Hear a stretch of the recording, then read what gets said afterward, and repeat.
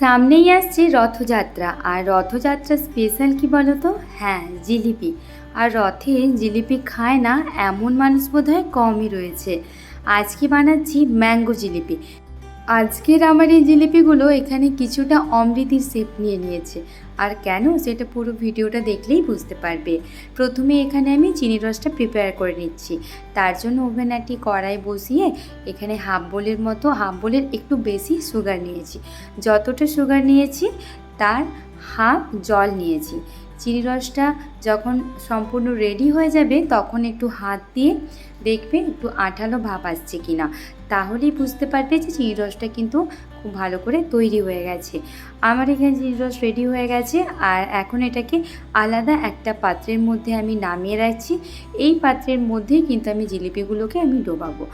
আর চিনি রসটা কিন্তু রুম টেম্পারেচারে আসতে দিতে হবে, একদম গরম যেন না থাকে। আর যেহেতু ম্যাঙ্গো জিলিপি, তো এখানে আমার লাগছে আম। তো একটা আমের আমি এই বাগলা দুটো অংশ নেব আর আটিটা রেখে দেব। আর আমের এইভাবে নাইফ দিয়ে কেটে আমের অংশগুলো আমি বার করে নিচ্ছি। তারপর এটাকে মিক্সার গ্রাইন্ডারে খুব ভালো করে পেস্ট করে নেব। এই ম্যাঙ্গো জিলিপি সত্যি বলতে খেতে কিন্তু দারুণ লেগেছিল। চিনি রসে না ডুবিয়ে কয়েকটা খালি মুখেই খেয়েছিলাম। যেহেতু আমটা মিষ্টি, তাই ওই ড্রাই জিলিপিগুলো খেতে কিন্তু বেশ মিষ্টি মিষ্টি লাগছিল এবং দারুণ কিন্তু একটা বেশ স্বাদ ছিল। এরপর এটা মিক্সিতে পেস্ট করে নিয়েছি। এখন এটাকে স্ট্রেনারে ছেঁকে নিচ্ছি, যাতে এর মধ্যে কোনো দানা ভাব যেন না থাকে।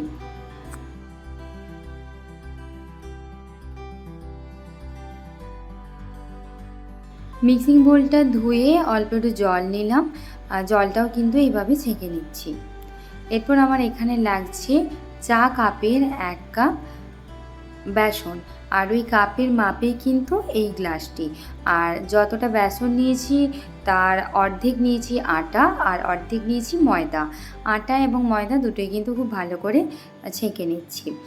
এই পর্যায়ে এটাকে এখন খুব ভালো করে মিক্স করে নিচ্ছি। তারপরে খুবই অল্প অল্প জল অ্যাড করে একটা ফাইন একটা ব্যাটার বানিয়ে নিচ্ছি। ব্যাটারটা কিন্তু খুব বেশি পাতলা হবে না, একটু ঘন থাকলেও থাকতে পারে, বাট পাতলা যেন একদম না হয়, তাতে করে জিলিপিগুলো পুরো স্প্রেড হয়ে যাবে আর কি।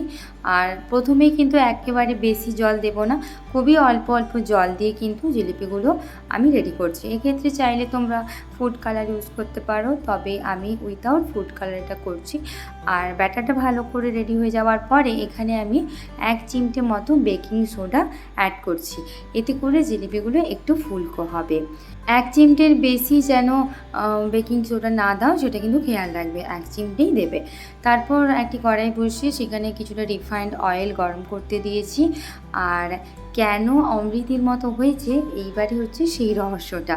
তো আমি এখানে ইউজ করেছিলাম ওই মশলার দোকান থেকে লুজ যে মশলাগুলো যে পলিথিনে দেয়, তো সেই পলিথিনগুলোই আমি এখানে ইউজ করেছিলাম এই জিলিপিগুলো বানানোর জন্যে। আর ওটার মুখটা যখন আমি কেটেছিলাম তখন ওইটা কিন্তু অনেকটা ভাঁজ ছিল, ত্রিকোণ একটা ভাঁজ ছিল। আর তার কারণেই কিন্তু ব্যাটারটা ঠিক অমৃতির মতো পড়ে জিলিপিটা অমৃতির আকার নিয়ে নিয়েছে। আর ছোট্ট মেয়েকে নিয়ে সংসার করি, তো কড়াইটা ওভেনে বসিয়ে দিয়ে মেয়ের কান্না থামাতে ছুটে যাই। একদমই খেয়াল ছিল না যে কড়াইটা গ্যাসে বসেই রয়েছে। তেলটাও কিন্তু ততক্ষণে অনেকটাই হিট হয়ে গেছিলো। আর জিলিপিগুলো কিন্তু একদম লো ফ্লেমে গরম তেলের মধ্যে এটাকে ছাড়বে। একদম কিন্তু হিট তেলে কিন্তু জিলিপিগুলো ছাড়বে না, তাতে করে ওপরের অংশটা খুব তাড়াতাড়ি ফ্রাই হয়ে যাবে, ভেতরের অংশটা কুক হতে দেরি লাগবে। যেমনটা আমার ক্ষেত্রে হয়েছে, আমি মেয়েকে সামলাতে ছুটে যাই। আর এখানে আমি যখন আসি তেলটা অনেকটাই গরম ছিল, কিন্তু একদম ঠান্ডা পর্যায়ে নিয়ে আসার জন্য আমার হাতে অতটা সময় ছিল না। তার কারণে ওই তেলের মধ্যে আমি ব্যাটারটা ছেড়েছিলাম, আর তার জন্যই প্রথমের জিলিপিগুলো একটু বেশি ফ্রাই হয়ে গিয়েছে। ভালো করে মুচমুচে করে জিলিপিগুলো ভেজে নিয়ে চিনি রসের মধ্যে ডুবিয়ে দিয়েছি। চামচ দিয়ে এইভাবে একটু ওলটপালট করে নিয়েছি। বাকি জিলিপিগুলো একই রকমভাবে ভেজে নিচ্ছি এবং সমস্ত জিলিপিগুলো চিনি রসের মধ্যে দিয়ে দিয়েছি। জানি আমার এই রেসিপিটা কিন্তু বেস্ট নয়, তবে যদি ভিডিওটি ভালো লাগে এইভাবে একবার ট্রাই করতে পারো।